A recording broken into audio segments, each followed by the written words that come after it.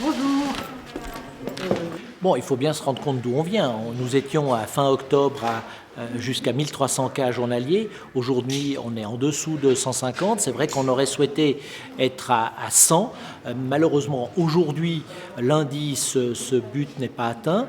L'ouverture est pour jeudi. Nous espérons encore profiter de ces quelques jours pour améliorer la situation. Encore une fois, nous n'avons jamais mis dans nos décisions de chiffres pour un changement automatique de mesures. Nous avons donné un ordre d'idée. Il va de soi que tout le monde aurait souhaité l'atteindre. Maintenant, il faut se demander s'il est préférable de faire une petite entorse sur ce but que l'on a fixé pour avoir une cohérence au niveau roman, ou avoir, encore une fois, Genève qui prend des décisions qui ne sont pas les mêmes du canton voisin, le canton de Vaud, dont la situation épidémiologique est pratiquement la même que la nôtre. Alors il est bien clair que les situations varient, elles varient très rapidement, on l'a vu avec le démarrage de cette deuxième vague. Nous n'attendrons pas. Il va de soi que l'on ne peut pas une nouvelle fois attendre une hausse comme celle que l'on a assistée de la deuxième vague, parce que nous attendions des décisions de la Confédération, nous attendions une coordination romande qui ne sont pas venues jusqu'au moment où nous avons dû prendre des mesures extrêmement dures. Donc nous allons prendre des mesures rapidement, et même entre Noël et Nouvel An, si par malheur la situation devait changer de manière défavorable.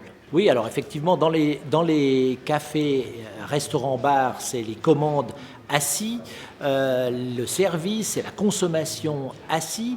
On est dans les tables de maximum 4 personnes, avec une distance entre les groupes de 4 d'au moins 1,50 m, et donc avec un traçage de toutes les personnes présentes et pas simplement une personne par table.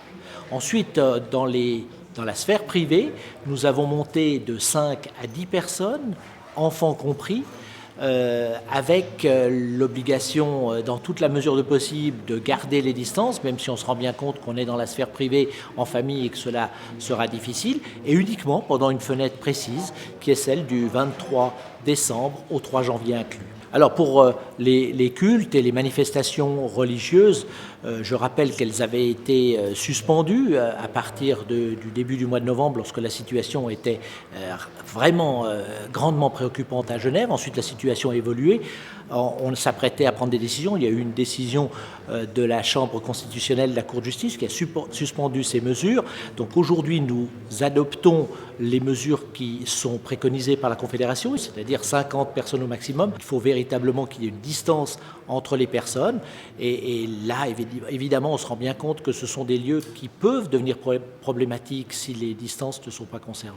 Au niveau de la société civile, dans les chorales, il y a eu des foyers extrêmement graves. Donc la même chose, quand les gens chantent, évidemment, ont tendance à propulser davantage le virus s'ils en sont porteurs. Donc on veut éviter ce genre de choses. Donc les chants, s'il vous plaît, faites-les à l'intérieur.